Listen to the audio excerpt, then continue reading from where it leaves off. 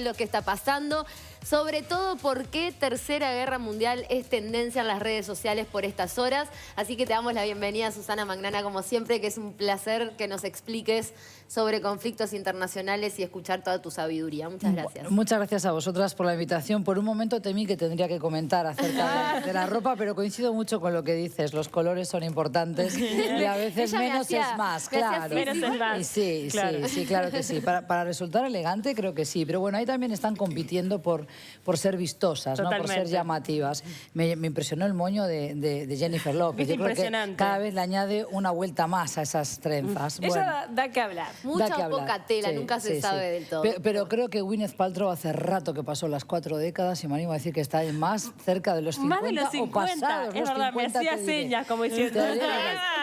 Igual eso decimos en España es envidia cochina. Claro, ¿Ustedes pensaban que la gente se suda, no mira los vestidos, no mira, claro. acá tenés a No, Susana, por supuesto. Yo he de consumido muchos años moda, siempre me gustó mucho y me gustó ponerme lo que se llevaba dentro de lo que era mi propio look, ¿verdad? Tu estilo. Muy bien. Mi estilo. Bueno, muy bien. Y el tema que nos convoca, sí, es bastante más grave que esto, es muy preocupante. Ha habido un ataque sorpresivo de Estados Unidos el viernes pasado a un convoy en el que viajaba una figura clave del régimen islámico de Irán. No solo era un general, un militar, sino también era parte del brazo ejecutor de la acción exterior de Irán en la región. Y bueno, esto ha despertado el nivel de las alarmas en la región y fuera, porque hay muchas cancillerías, muchos países que están pidiéndole a Trump que ejerza mesura, que desescale las tensiones, porque se esperaba una especie de represalia inmediata por parte del régimen de Irán para vengar la muerte de este hombre fuerte del régimen. Y yo siempre digo que son persas, son una cultura, una civilización milenaria, van a sopesar qué tipo de medidas van a tomar. Sobre todo, lo primero que ya sabemos es que ha subido el precio del petróleo, evidentemente, y también que ahora no tiene sentido que Irán respete los acuerdos fijados o pautados en 2015 por el antecesor de Trump, que fue Obama. Que estos acuerdos tienen que ver con el tema de las armas. Sí, armas nucleares. El programa nuclear, que Irán siempre negó que fuera con fines bélicos, por supuesto, pero el resto del mundo y sobre todo los países desarrollados, pero también la organización o el Organismo Internacional de Energía Atómica era el responsable de velar por el cumplimiento de ciertas pautas y límites que siempre se puso a ese programa nuclear, que no viene del 79 y la Revolución Islámica de Irán, sino de mucho antes. Yo siempre digo que ya le habían comprado un reactor nuclear a Argentina en la época del Shah y fue Estados Unidos el que llamó al presidente argentino para decir esto no se le hace llegar a Y el Irán. enriquecimiento de uranio data de mucho antes, claro, más allá de los fines que tengan, ¿no? Está el enriquecimiento de uranio que ya ha confirmado en Irán, lo cual da la pauta para tener cierto miedo. Y que además en Oriente Medio hay otros países que también ya poseen armas nucleares, también. Pakistán, India, exactamente. O sea, que realmente había una amenaza para Estados Unidos.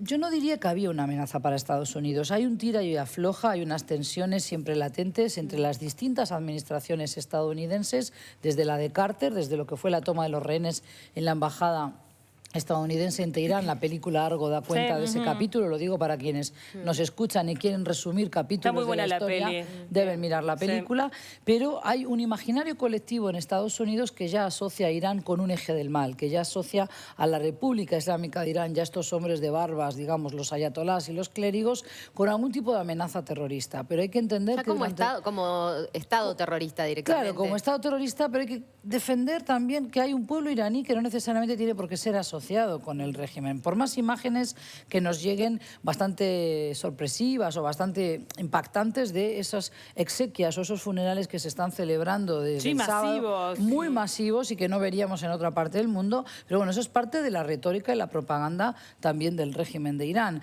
Ahora bien, este hombre ha sido elevado a la categoría de héroe nacional, pero durante los últimos 6 meses del año que terminó, 2019, ya había habido escaramuzas en el Golfo Pérsico, operaciones de sabotaje a la industria petrolera de Arabia Saudí, a barcos tanqueros, y Estados Unidos no reaccionó de manera tan enérgica y tan vehemente como ahora. Este tipo de amenazas que además después se vierten en Twitter por parte del presidente Donald Trump, no olvidemos que es el presidente de la primera potencia mundial, nos guste o no. Pero que han ido más por el lado de la oratoria y la retórica que por los hechos en sí. Esto sorprendió dentro de lo que había sido el accionar de Trump. Por supuesto, pero es que además ahora amenaza con atacar patrimonio cultural de Irán, y ahí es donde yo creo que hay que que también poner una cuota de equilibrio y decir, bueno, es un país con vestigios importantes, con una historia muy rica, que es parte de la historia de la humanidad, no solo de Irán. ¿Y qué lugar ocupa Irak, que está como en el Bien. medio de este conflicto? Pues como tú dices, es el tablero de ajedrez en el medio, es el teatro de operaciones donde hoy se está librando una guerra. No es si va a haber una guerra, tercera guerra mundial, ya la hay. Lo que pasa que nos queda muy lejos y a veces creemos que las guerras, si no son convencionales, cuerpo a cuerpo, ya no es una guerra. Hoy tenemos que hablar de ciberataques, tenemos que hablar de sabotajes, tenemos que hablar de ataques selectivos con drones, pero causan bajas mortales, también causan muchísimo daño. Y en Irak lo peor que podía pasar ya pasó, y es que se han vuelto a destapar todas las cajas de Pandora, se ha destapado la olla de grillos. Está en un momento y han vuelto, de gran conflictividad, ¿no? Claro, a resurgir las brechas y las fracturas que había, sobre todo entre bandos que quieren apoyar a Irán, los proiraníes, y quieren la salida de las tropas estadounidenses de allí, con un Trump que dice, bueno, entonces me van a tener que pagar por todos los años que he estado protegiéndoles a ustedes, ¿verdad? Y en este trasfondo está lo de chiitas y sunitas, Ahí como va, siempre, ¿no? Como siempre. Esos grupos pro-Irán son chiíes, y luego tenemos a los grupos pro-Estados Unidos en contra de la interferencia de Irán en el país, y luego tenemos a río revuelto ganancia de pescadores con grupos extremistas suníes que, al estilo de Al-Qaeda o del autoproclamado Estado Islámico, son esos grupos que llamamos terroristas. Como uno de los con que base comandaba islamista. este hombre asesinado, Sí, ¿no? exactamente. Qasem Soleimani, que del grupo de la élite Quds Force. Sí, aunque eso es un grupo de élite dentro de la Guardia Republicana de la República Islámica de Irán, que es una fuerza muy bien pertrechada, muy bien entrenada. Lo que ellos hacían era comandar operaciones de inteligencia, pero sobre todo preparar, alentar y financiar también a grupos paramilitares, lo que llamamos los próximos, como Hezbollah en el Líbano, Hamas en Gaza, por ejemplo, en Palestina, y tenemos también a los huthíes en Yemen, y suma y sigue también el capítulo de la aparición fuerte de Irán en la guerra civil de Siria. Gracias a Irán y gracias a Putin de Rusia es que el gobierno de Bashar al-Assad en Siria continúa tantos años después de haber sido un gobierno totalmente genocida, o sea, asesino de su propio pueblo. ¿Cómo puede responder Irán de ahora en más? Porque en redes sociales ya se están distribuyendo algunos videos hablando de venganza. Sí, bueno, ahí está. ¿Hacia Estados Unidos o hacia blancos estadounidenses? ¿Pueden ser hacia aliados de Estados Unidos como Israel? Como Israel, como Arabia Saudí también, que ha sido un gran instigador en la sombra para que la administración Trump vea otra vez a Irán como el cuco, como el origen de todos los males en Oriente Medio. Y esto se explica por la rivalidad y la animadversión que hay entre suníes y chiíes. Arabia Saudí capitanea al bloque de los suníes, que son el 85% de los 2.000 millones de musulmanes, e Irán comanda al bloque o a la franja de los chiíes, que son mucho menos, son 15% de esos 2.000 millones, pero están sumamente condensados y concentrados en Irak y en Irán. Por eso es que hay tanta simbiosis entre la política de Irán y la de Irak. Y eso es gracias al accionar de Bush Jr., que dijo, tengo que entrar a buscar las armas de destrucción masiva que no había en Irak. ¿Pero dónde pueden atacar los iraníes? O sea, ¿pueden ir a blancos, por ejemplo, embajadas? ¿Viste que ahora misiones. Pueden ser embajadas. Sí, pueden ser. Y pueden ser en Latinoamérica. A ver, lo que pasa es que nosotros tenemos muy cerca, el caso es más ahora, creo que es aniversario, la AMIA, sí. el tema de los dos blancos fuertes que hubo en Buenos Aires. Claro, en la década del 90. A ver, uno no puede sacar la bola de cristal y avisorar dónde va a pasar el atentado, no sería tan temerario. Pero evidentemente la probabilidad es que hagan un ataque, que puedan tener algún tipo de retaliación. Pero vuelvo a decir, no creo que Irán se anime a enfrentarse directamente a Estados Unidos, porque sabe con quién por eso lidia. la operativa es terrorista, es indirecta. Claro, pero ya están utilizando el territorio de Irak para hacer esa guerra. En realidad los estadounidenses en Irak son blancos todo el tiempo de ataques. ¿No? Ahora se les ha pedido... Que también eso va como generando más ruido. Pero eso de la lo situación. saben aquellos que están allí, porque son contratistas y son militares. O sea, no hay ciudadanos de civil haciendo turismo en Bagdad hoy, ¿verdad? Ni lo había hace 2 años.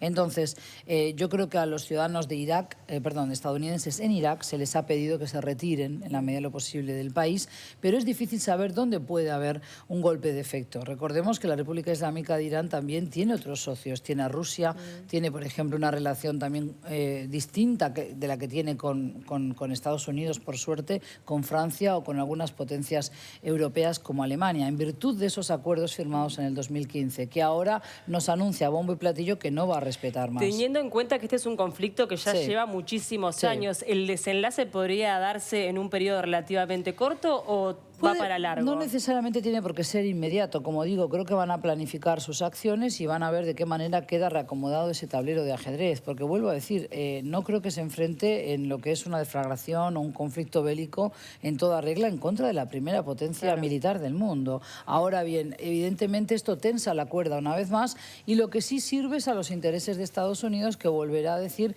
vieron cómo está desobedeciendo, vieron cómo está incumpliendo el pacto nuclear, siendo que fue el propio Trump el que decidió descolgarse del mismo en mayo del 2018. ¿Y cambiaría la situación si ganan los demócratas en próximas elecciones en Estados Unidos? Hombre, siempre uno tiende a pensar que los demócratas han intentado negociar más, han intentado negociar o de alguna manera tener otra cintura. Mediar. La tuvo Obama, por ejemplo, la tuvo un John Kerry, que fue un gran artífice para mover los piolines, para realmente negociar en Oriente Medio. No llegó a concretar su anhelo, que era terminar con el conflicto árabo-israelí, pero yo creo que John Kerry demostró otro ahínco a la hora de negociar y no todos los consejeros que han pasado ya por la administración de Trump y que realmente sabemos que él es bastante impredecible hasta en su trato con los propios. Y más radical, claro. Por eso, mucho más También radical. se está hablando en las redes del golpe de efecto que pueda tener en el proceso de impeachment que puede estar enfrentando Trump. Si tiene que ver, ¿te parece que un accionar de tablero así como el que ocurrió puede tener que ver con una política interna de Estados Unidos también? Yo creo que Trump es un hombre que va a buscar la reelección y esto lo posiciona frente a su electorado cautivo. Es decir, aquellos que necesitan un presidente que va en serio, que cumple su palabra y que se lo ve como Bush ganó la reelección con el tema del miedo al terrorismo. Ahí va, el tema del miedo. Y el de que soy autoritario, soy fuerte y soy líder. Hay una palabra en inglés que me encanta que lo explica, que es el no nonsense, ¿no? O sea, yo no estoy aquí para tonterías, no ando con pavadas. Yo te amenazo y lo cumplo. Y eso lo ha hecho desde el día 1. Recordemos los ataques también selectivos cuando se amenazó por parte del gobierno de Bashar al-Assad con armas químicas, hubo atentados, etcétera. Sí, en cosas más químicos. domésticas como las medidas antiinmigrantes, que lo dijo y lo hizo, no es Exacto. Entonces yo creo que tiene que ver con varios elementos. Esa sumatoria ha hecho que fuera ahora cuando explotara todo y no hace 6 meses o hace 4 meses cuando ya había también motivos, escaramuzas y sabotajes en el Golfo Pérsico. Por eso yo creo que es un golpe de efecto. Evidentemente esto ha sido un varapalo para las autoridades iraníes y veremos de qué manera reaccionan. Pero es un poco caótico y un poco temerario decir pueden atentar aquí o allí. Tenemos que recordar también que salvo por este capítulo de la AMIA, que es muy grave, evidentemente, y quedó sin resolver hay distintas hipótesis, ¿no? Hay hipótesis, pero no es Irán el que suele, o sea, por costumbre no es su modus operandi atentar en otros países. Lo que hace es extender sus tentáculos y posicionarse a través de esas guerras de próximos con Hezbollah, con Hutíes, con Hamas, que no son los que están operativos hoy día en Latinoamérica. Por más que a veces se ha dicho que hay grupos de Hezbollah funcionando en Venezuela, etcétera, yo creo que eso es bastante exagerado.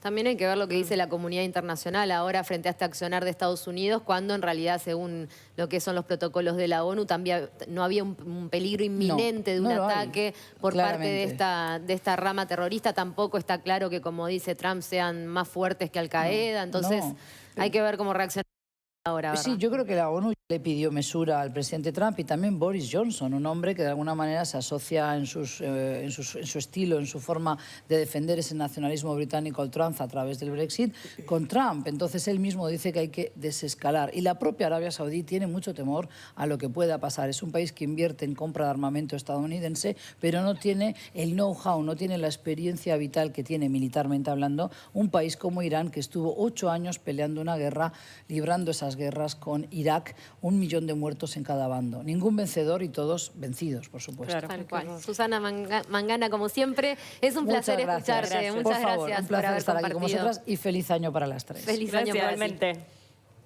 Nos vamos al móvil, nos vamos a exteriores.